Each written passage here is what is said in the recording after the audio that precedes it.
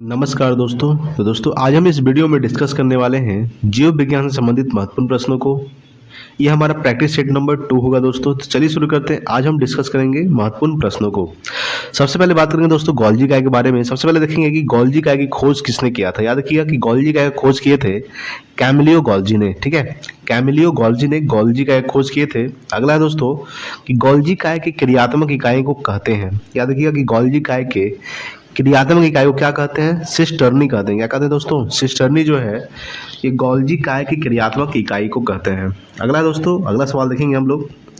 अगला सवाल आपके सामने है कि कोशिका का ट्रैफिक पुलिस, याद रखिएगा कि कोशिका का ट्रैफिक पुलिस यानी कि यातायात प्रबंध कहलाता है। तो गोल्जी काय को कोशिका का ट्रैफिक पुलिस कहा जाता है, यानी कि यातायात प्रबंधक कहा जाता है गोल्जी काय को। ये आपको ध्यान रखना है।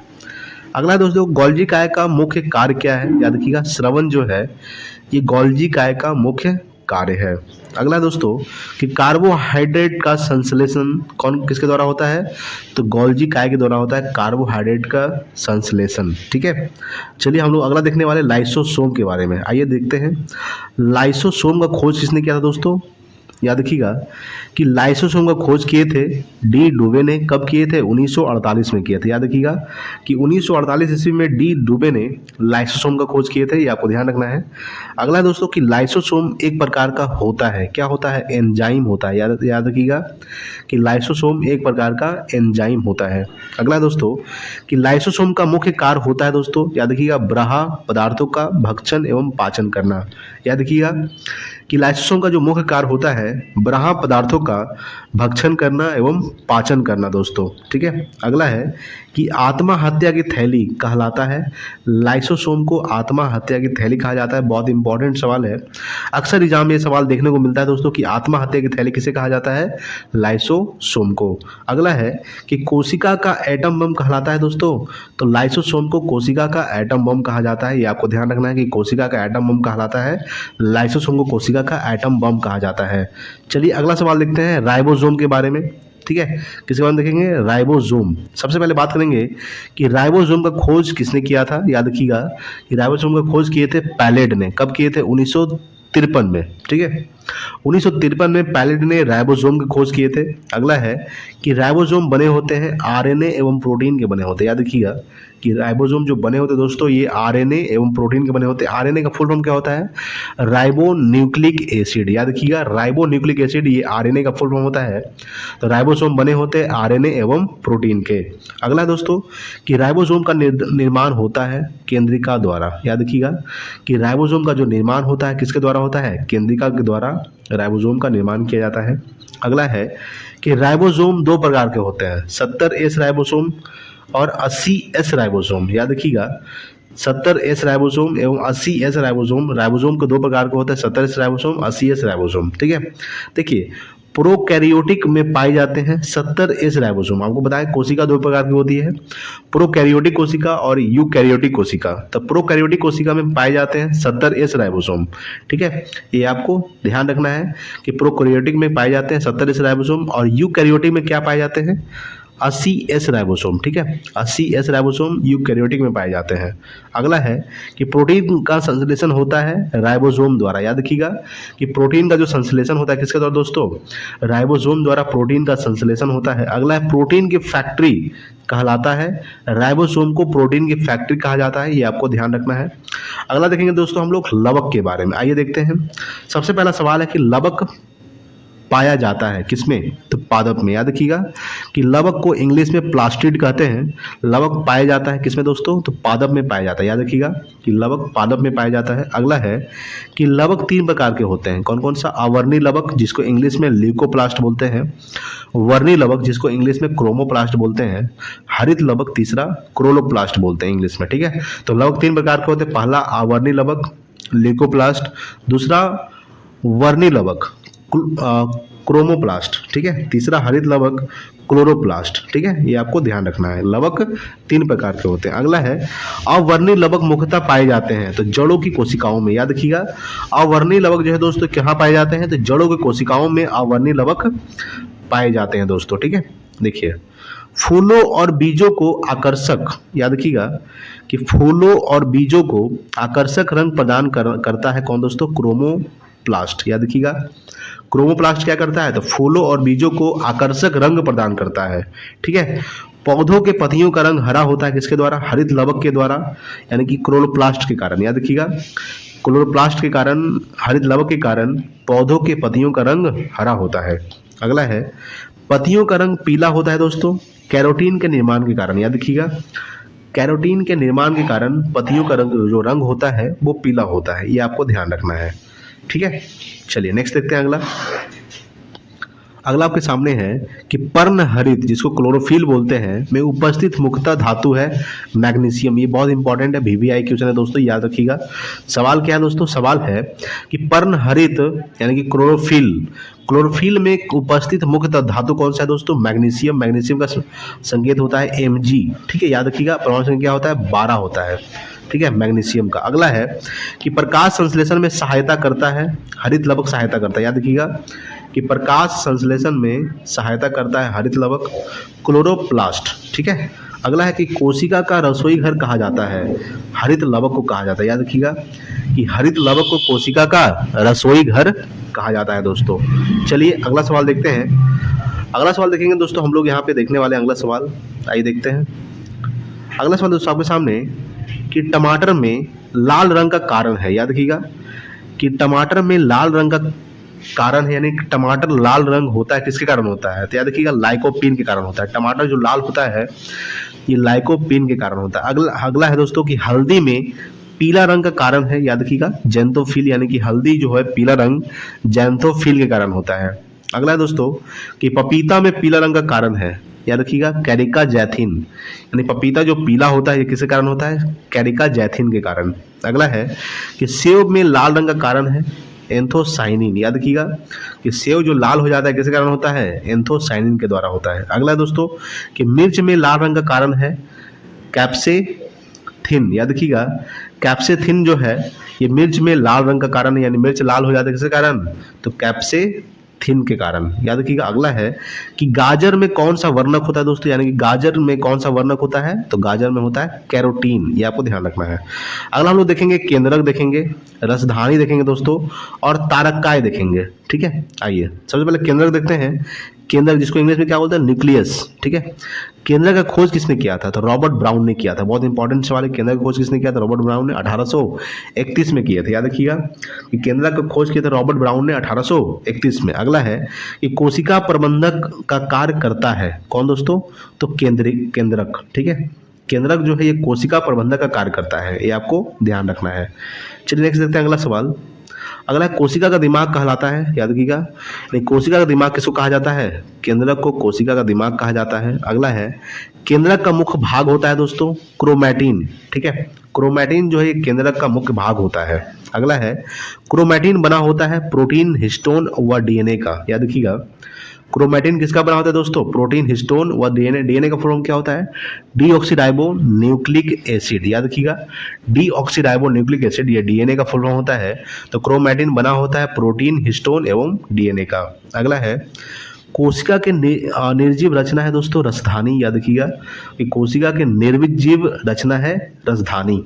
अगला है रसधानी पाया जाता है पादप कोशिकाओं में, याद रखिएगा कि पादप कोशिका में रसधानी पाया जाता है, ये भी आपको ध्यान रखना है कि पादप कोशिका में क्या पाया जाता है, रसधानी। अगला है तारककाय यानी सेंट्रोसोम की खोज किसने किया था, बोबेरी ने किया था। बहुत इंपॉर्टेंट सवाल है, सेंट्रोसोम यानी तारककाय की खोज किसने किया था, बोबेरी ने किया था, ये आपको ध्यान रखना है दोस्तों, ठीक है। जो भी मैं सवाल करवा रहा हूँ बहुत इंपॉर्टेंट सवाल है दोस्तों, जरूर शेयर कीजिएगा, लाइक कीजिएगा दोस्तों, ठीक है। चलिए अगर चैनल पर नए हैं तो प्लीज सब्सक्राइब भी कीजिएगा।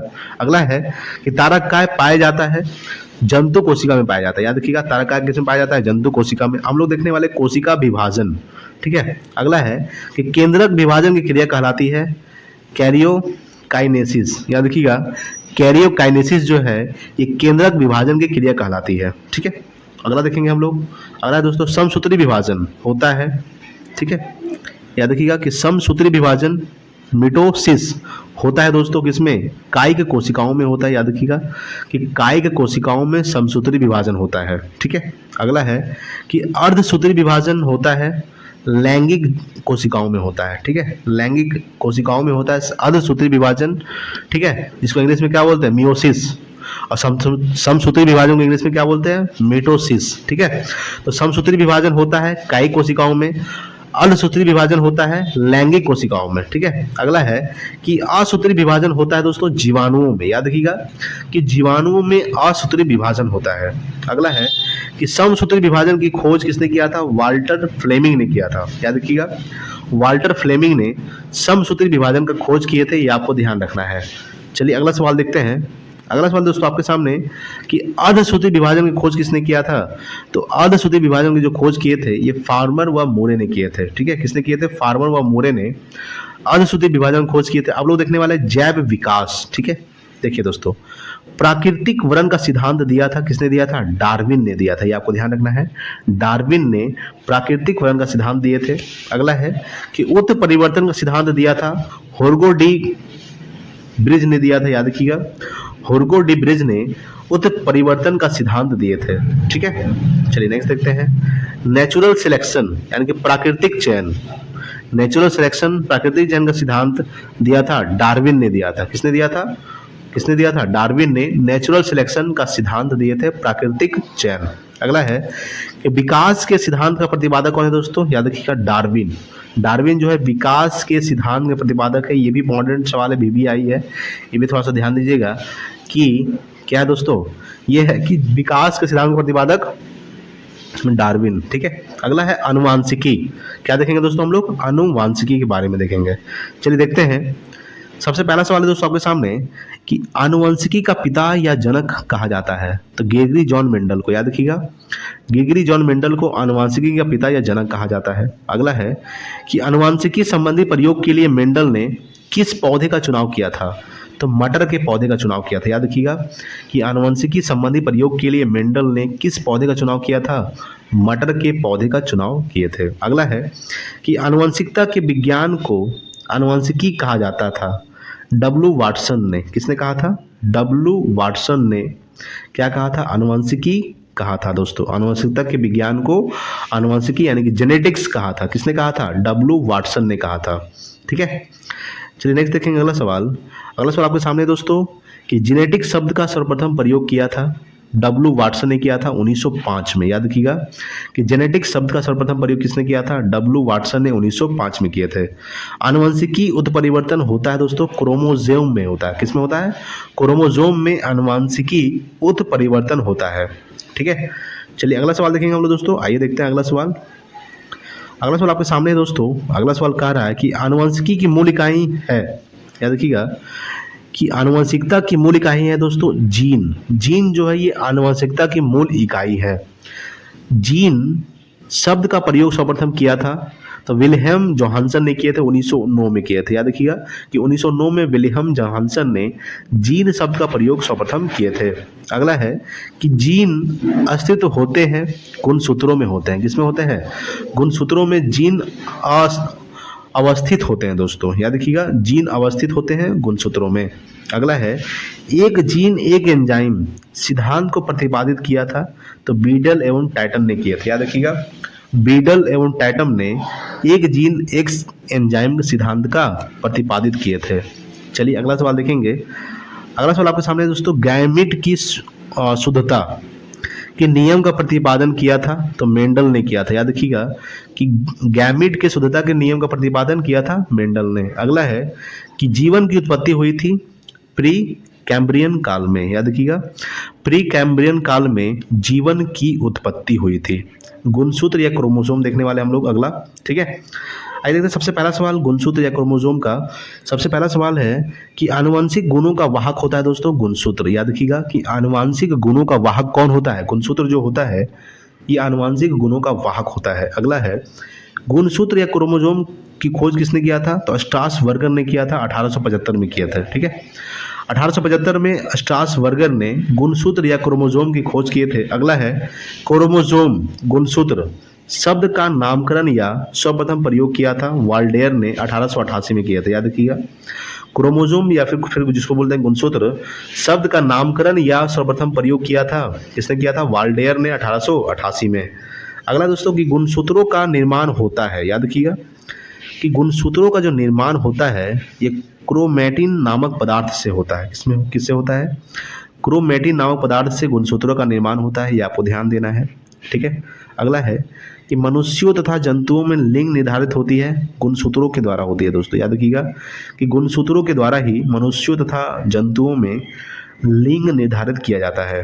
ठीक है, अगला है कि मनुष्य में गुणसूत्रों की संख्या होती है 44 अर्थात 23 जोड़े होती है। ठीक है, याद रखिएगा 44 अर्थात 23 जोड़े, यहाँ पे 44 नहीं होगा दोस्तों, 46 होगा। ठीक है, कितना होगा, 46 अर्थात 23 जोड़े होते हैं। 23 जोड़े का 23 दूनी 46। ठीक है, अगला है दोस्तों कि लिंग गुणसूत्र कहलाता है 23वां जोड़ा कहलाता है। याद रखिएगा 23वां जोड़ा लिंग गुणसूत्र कहलाता है। अगला है कि पुरुष व स्त्री जीन संगठन होता है XY तथा XX होता है। क्या होता है, पुरुष व स्त्री जीन संगठन होता है दोस्तों XY तथा XX।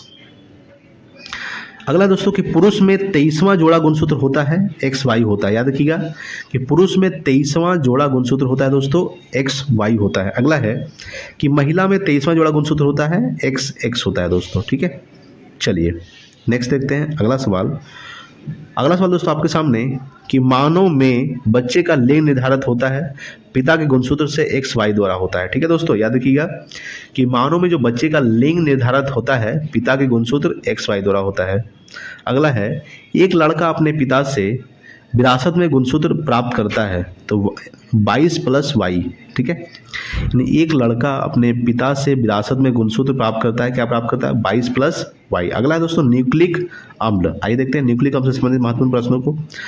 सबसे पहले हम लोग देखेंगे कि न्यूक्लिक अम्ल की खोज किसने किया था, जर्मन वैज्ञानिक ने किए थे। जर्मन वैज्ञानिक फ्रेडरिक मीसर ने 1869 में किए थे। याद रखिएगा न्यूक्लिक अम्ल का खोज किसने किया था, जर्मन वैज्ञानिक फ्रेडरिक मीसर ने किए थे। कब, 1869 में किए थे। अगला है न्यूक्लिक अम्ल का निर्माण होता है न्यूक्लियोटाइड से होता है दोस्तों। याद रखिएगा कि न्यूक्लिक अम्ल का जो निर्माण होता है न्यूक्लियोटाइड से होता है। अगला है कि 2 न्यूक्लिक अम्ल होता है RNA और DNA होता है दोस्तों। RNA का full form ribo nucleic acid, DNA का full form deoxy ribo nucleic acid. ठीक है, तो 2 न्यूक्लिक अम्ल है RNA और DNA।